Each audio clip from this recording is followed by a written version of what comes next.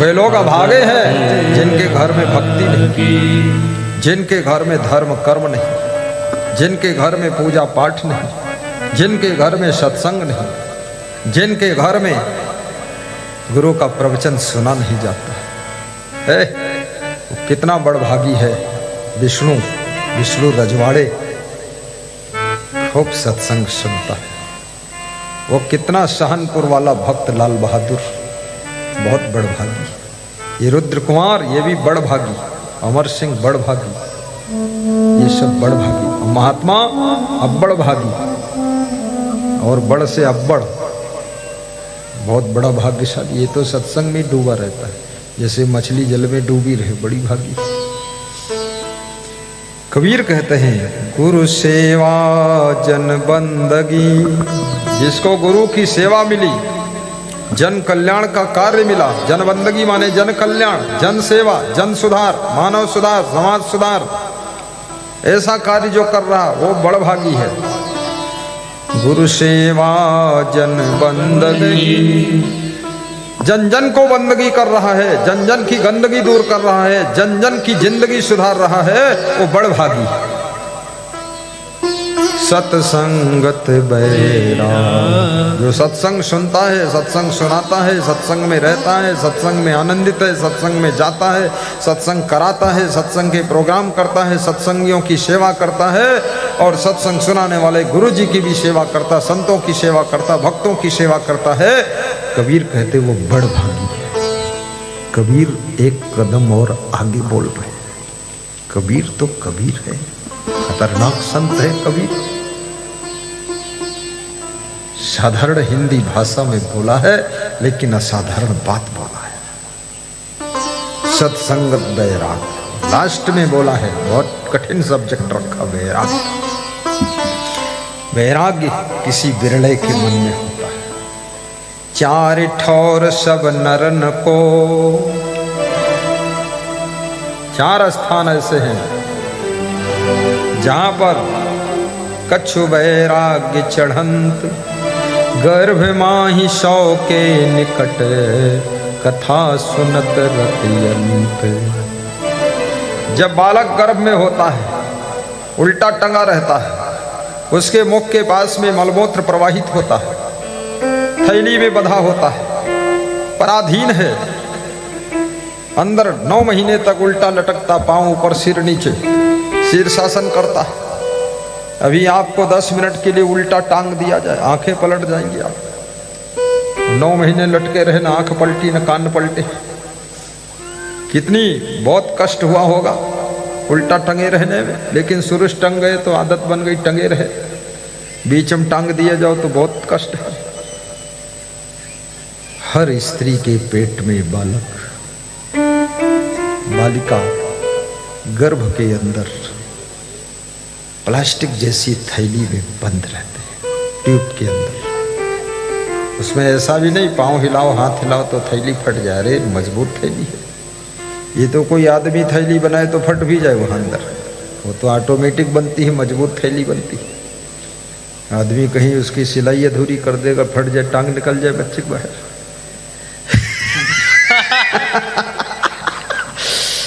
उसके अंदर लटका रहता है, बड़ा दुख होता होगा।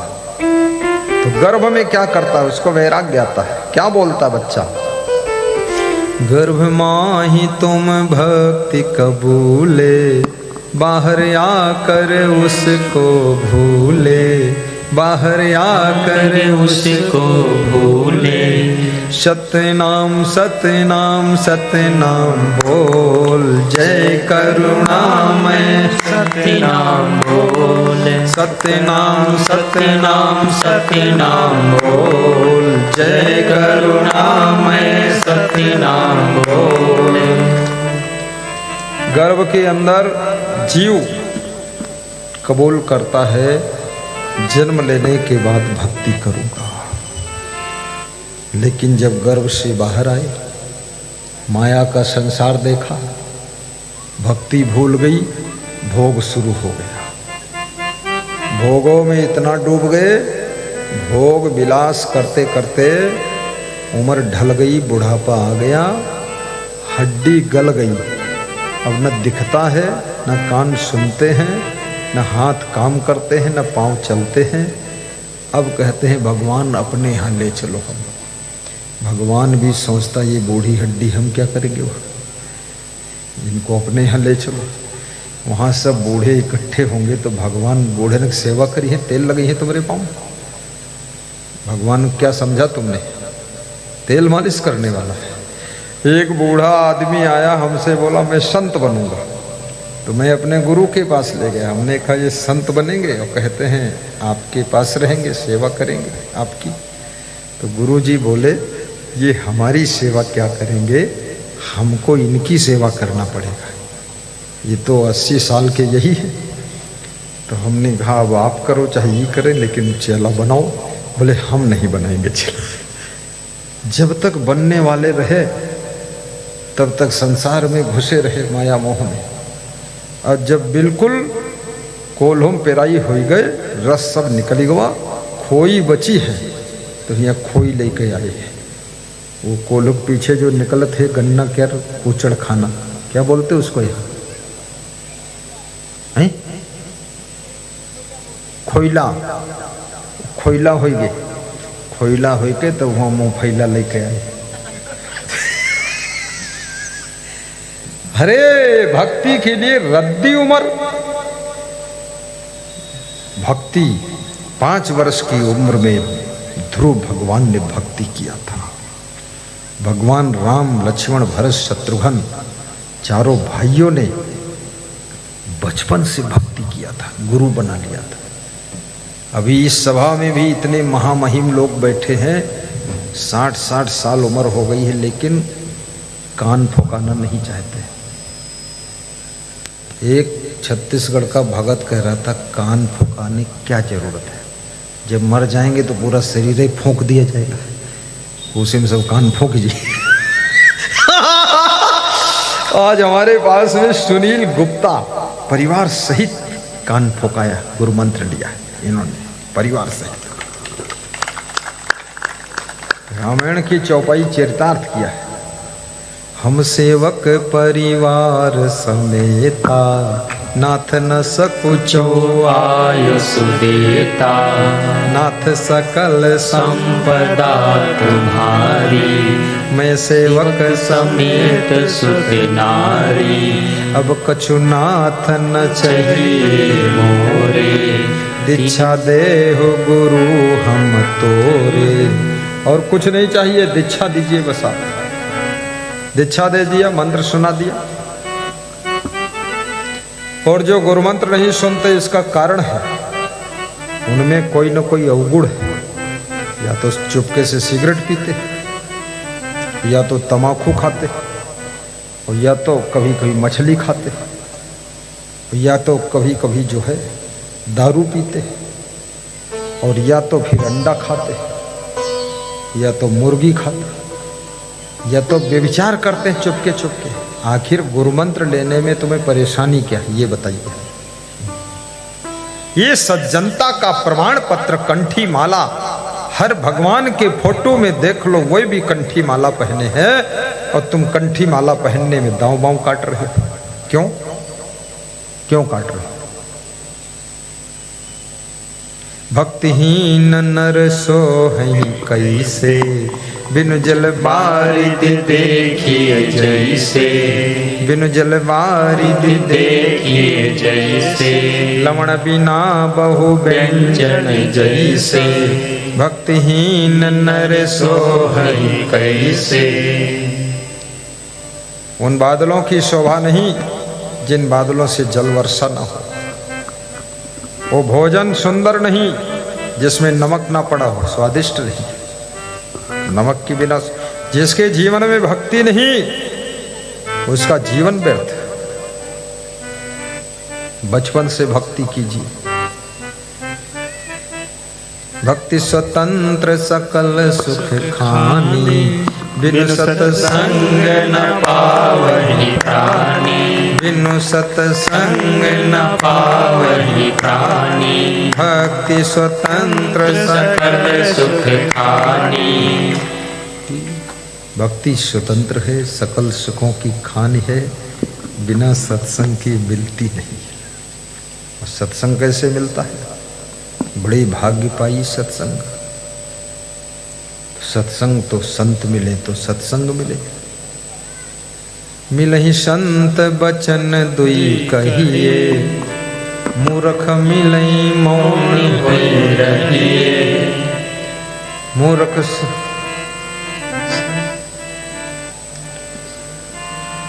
वाहे गुरु जी का खालसा, वाहे गुरु जी की फतेह। सत श्री अकाल बोले सोई निहाल। ले आओ ले आओ ले आओ। प्रदीप बैठाओ, प्रवीण बैठाइए। हाँ बैठाओ बैठाओ। देखिए हमारा सिख परिवार आया हुआ है। शिष्य शब्द से ही सिख शब्द बना है। बैठाओ, ताली बजा दो, ताली बजा।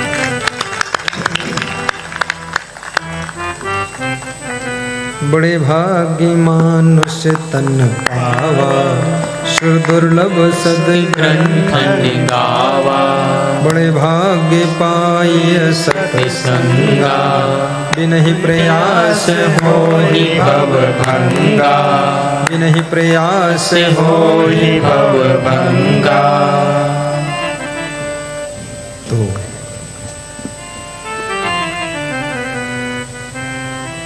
जैसे ट्रेन में बैठा हुआ व्यक्ति बैठा रहता है, लेटा रहता है, सोया रहता है, वो चलता नहीं है, लेकिन फिर भी वो रायपुर से बॉम्बे पहुंच जाता है। क्यों? क्योंकि ट्रेन में बैठा है। बिना प्रयास के पहुंच जाता है, सोते सोते पहुंच जाता है, बैठे बैठे पहुंच जाता है, बातें करते करते पहुंच जाता है। ऐसे ही बिना ही प्रयास होई भवभंगा, बड़े भाग्य पाई सत्संगा। जो व्यक्ति सत्संग की ट्रेन में बैठ जाता है और श्रद्धा का टिकट ले लेता है, और सत्संग की ट्रेन भक्ति के प्लेटफार्म पर खड़ी होती है, भक्ति के प्लेटफार्म पर जाकर श्रद्धा का टिकट लेकर जो सत्संग की ट्रेन में बैठ जाता है, फिर सत्संग की ट्रेन उसको भवसागर से पार करती है और उसकी मुक्ति दिला देती है। तो सत्संग की ट्रेन काम करती है। फिर आपको उसमें करने की जरूरत नहीं, बस बैठे रहो सत्संग की ट्रेन में, कहीं बीच में कूद न जाओ। कितने लोग बीच से कूद जाते हैं। कुछ दिन बैठते हैं सत्संग की ट्रेन में, फिर वो दारू ट्रेन में बैठे थे, मीट मछली की ट्रेन में बैठते हैं, मांसाहारी, जुआरी, लबारी, कबाबी, शराबी बनते। ऐसे नहीं, शांति से बैठे रहिए, सत्संग में ही जुड़े रहिए। फिर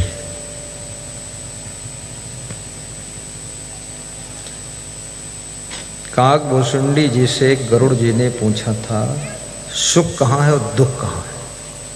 दो प्रश्न। उसका उत्तर काकभूषुंडी जी ने दिया है, संत मिलन सम सुख जग नाही, संत मिलन सम सुख जग नाही, नहीं दरिद्र सम दुख जग माही, नहीं दरिद्र सम दुख जग माही। संत से मिलन हो जाए, इससे बड़ा सुख नहीं। लेकिन कैसे मिलन हो जाए? संत मिलन को जाइए तज माया अभिमान, ज्यों ज्यों पग आगे धरे कोटिन यज्ञ समान। संत को मिलने जाओ तो माया का अभिमान छोड़ कर जाओ। कार से जाओ लेकिन अहंकार से मत जाओ। एरोप्लेन से जाओ लेकिन जिंदगी प्लेन बनाकर जाओ। सरल जीवन। संत मिलन सम सुख जग नाही। 14 वर्ष का वनवास राम का हुआ। 14 वर्ष वन के भीतर राम संतों के पास में ही जाते हैं। संत के मिलने से दुख कम हो जाता है। मन की पीड़ा कम हो जाती है। अन्यथा दुख तो इतना हो जाता, लोग दुख में आत्महत्या कर लेते हैं, घर छोड़कर भाग जाते हैं। कितने लोगों ने दुख में तो खुद को पागल बना दिया है। और संसार में दुख जितने हैं वे सब अज्ञान के कारण, दुर्गुण के कारण। आपकी पत्नी की मृत्यु हो गई, आप दुखी हैं। आपके पति की मृत्यु हो गई, स्त्री दुखी है। आपके माता पिता की मृत्यु हो गई, बेटा बेटी सब दुखी है। लेकिन अज्ञान के कारण आप दुखी हो। क्योंकि समझना क्यों नहीं चाहते हो, ये मृत्यु लोक है। इस मृत्यु लोक में कोई अमर नहीं है। एक एक करके सब विदा हो रहे हैं। गए राम यो गए लक्ष्मणा, संग न गई सीता सीधना। जात कौरवे लागु न बारा, गए भोज जिन साजल धारा। गए पांडव कुंती ऐसी रानी, गए सहदेव जिन बुद्धिमत ठानी। सर्व सोने की लंका उठाई, चलत बार कछु संग न जाए। जाकर कुरिया अंतरिक्ष छाई, सो हरिचंद्र देखल नहीं आई। मूर्ख मनुष्य बहुत संजोई, अपने मरई और लग रोई। ई न जानई हम हो मरी जइबे, टका 10 बढ़ई और लई खइबे। अपनी अपनी करी गए, लागी न काहू के साथ। अपनी करी गए रावणा, अपनी दशरथ नाथ। ये मृत्युलोक में भगवान कृष्ण भी व्याध नाम के बहेलिए के बाण से मारे गए थे। भगवान राम सरयू नदी के गुप्तार घाट में समाधि, जल समाधि लेकर अंतिम गति को प्राप्त हो गए। कौरव पांडव योद्धा आपस में युद्ध करके बहुत मर गए। 56 करोड़ यादव कृष्ण का परिवार शराब पीकर नशे में आपस में युद्ध करके मर गए। ये मृत्यु लोक है। तुम्हारी पत्नी कोई स्पेशल कंपनी की है क्या जो मरेगी नहीं? तुम्हारा पति कोई किर्लोस्कर कंपनी का इंजन है जो हमेशा चलता रहेगा? सब मरेंगे। कबीर साहब कहते हैं, जेहि मरने से जग डरे मेरे मन आनंद। कब मरी हूं कब पाई हूं पूर्ण परमानंद। शरीर का परिवर्तन है, आत्मा की मृत्यु नहीं होती है। ये आत्मा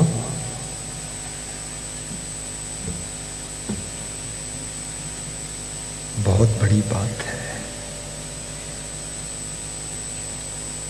एक स्त्री का पति मर गया, बहुत रो रही थी, विक्षिप्त हो गई, आध पागल हो गई।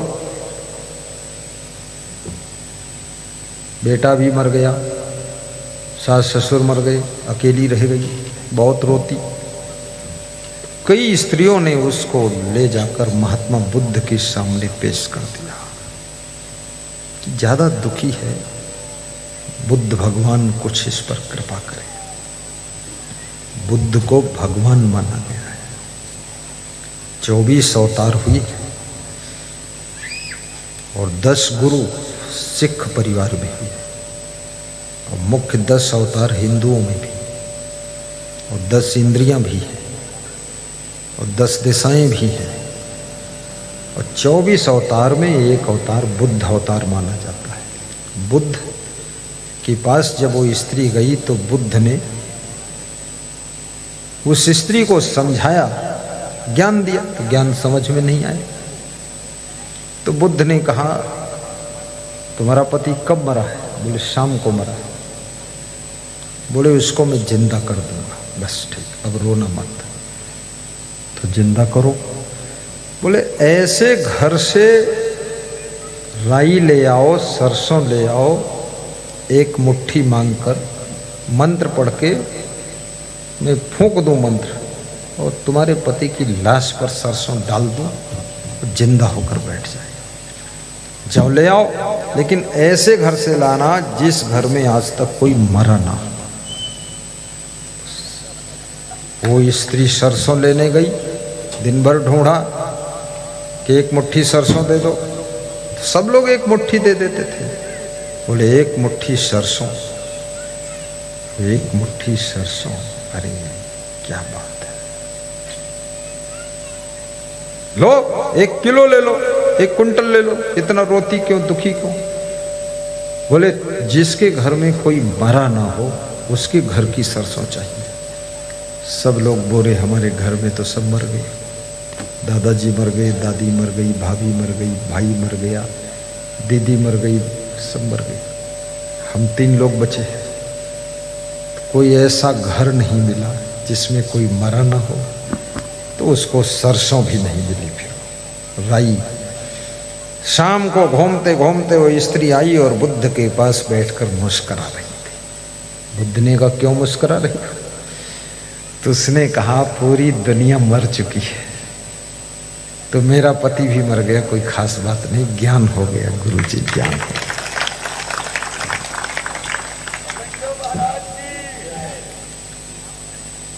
इन जनई हम हूँ मरी जइबै, टका 10 बढ़े और ले खइबे। ये मृत लोग। लेकिन मरने से पहले उस तत्व को जान लो जो कभी मरता नहीं है, जो अमर है, अविनाशी है, अजर है, अजन्मा है, जो मृत्यु से परे है, वो परम तत्व अविनाशी तुम्हारी आत्मा है। ये आत्मा कभी मरती नहीं है, केवल शरीर मरता है। क्यों मरता है? क्योंकि शरीर जन्मता है। जिसका जन्म होता है उसी का मरण होता है। आत्मा का न जन्म होता है न आत्मा का मरण होता है। इसलिए व्यास आदि निवेदन कर रही। श्रीमद् भगवत गीता में श्री कृष्ण कहते हैं वासांसि जीर्णानि यथा विहाय नवानि गृह्णाति नरोपराणि तथा शरीराणि विहाय जीर्णानि अन्यानि संयाति नवानि देहि।